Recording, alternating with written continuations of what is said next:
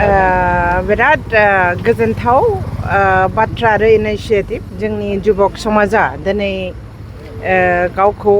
आर्निंनि मोनसे उद्योग बा प्रसेस्टा लादों आरो बाहाय जोंनि जे गथ'फ्रा बे इनिशिएटिभखौ लादों गतिके बियो जोबोद बाख्नायजाथाव दिनै जेडि रडनि गेजेराव बिसोरो दिनै गावनि एन्टारप्रिनारशिपखौ मोनसे आगानसे आगायनानै आगान सुरनाय बादि आं अनुभब खालामदों आरो क'क्राझारनि आर्बान बिटिसिआव आर्बान EM हिसाबै आङो बिथांमोननि लुगैनाय बादियै बिथांमोननि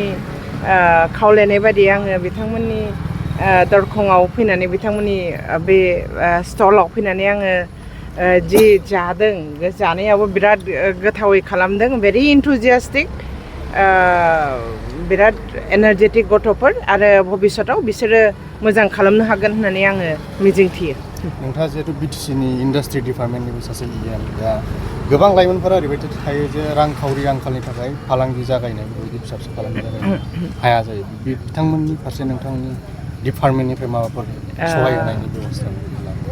जों इनिशिएटिभ लागोन इतिमध्ये जोङो जुबकफोरखौ उद्यमी खालामनो थाखाय जोंनि बिटिसि सरकारा श्रीजुत हाग्रामा महिलारिनि एम्बिशियास माखासे फ्लेगशिप इनिशिएटिभ इयुथफोरनो माबा खालामनानै जानो थाखाय एन्टारप्रिनारेल मोनसे आइडियाखौ कनसेप्टखौ एक्चुवेलाइजेसन खालामनायनि प्रथम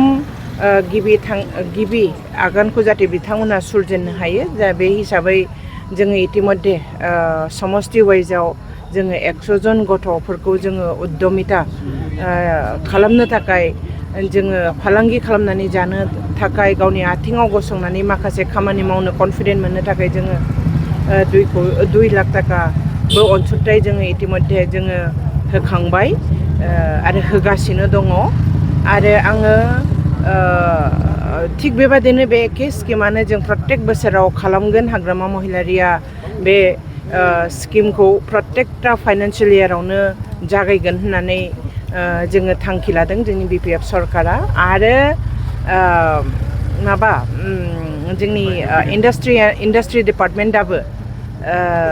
जोबोद बे माबायाव जों नोजोर होगासिनो दङ जों फैगौ दिनफ्राव बेबादि उद्यमिता बिदि बे फालांगि खालामनो नाजानाय आगान सुरनाय बे गथ'फोरखौ मोजां गियान बुद्धि होनानै जोङो आवगायलांनो थाखाय जोङो इन्डास्ट्रि डिपार्टमेन्टनिफ्राय इन्डास्ट्रि एन्ड कमार्स बिटिसिनि डिपार्टमेन्टनिफ्राय जों सहाय सहযোगिता खालामगोन नैबे फाइनान्सियेल इयारा जोङो एल'केसन जानायनि लगे लगे आरोबाव सुबुं गथ' सेंग्रासाफोरखौ सिख्लासाफोरखौ जुबक समाजखौ जों हेफाजाब होनानै बेबादिनो गावनि आथिङाव गसंथाय होनो थाखाय जोंनि जे इनिशिएटिभ जे जोंनि थांखि बेखौ जों जागायगोन। क'क्राझार सहरखौ समायहोनाय बा फोजौखांनायनि थाखाय दासिमाव माबा क'क्राझार सहरखौ जोङो नैबे कयेक मासनि भितरावनो जोङो माखासे मोजां इनिशिएटिभ जों लानायनि थाखाय जों सिद्धान्त लादों जेडि रड आरो क'क्राझाराव आरोबाव बेबादिनो इयुथफोरनि थाखाय फालांगियारिफोरनि थाखाय आरो क'क्राझारनि सिटिजेन एज ए होल सिटिजेननि थाखाय जोङो गौरां रिभार बेंक मोनसे डेभेलप खालामनायनि लोगो लोगो जोङो क'क्राझाराव माखासे रड साइड बिउटिफिकेशननि माखासे हाबाफारि जों लादों आरो बेखौ जोङो नैबे मास दान मोननैसोनि भितरावनो जोङो एक्चुवेलाइजेसन खालामगोन आरो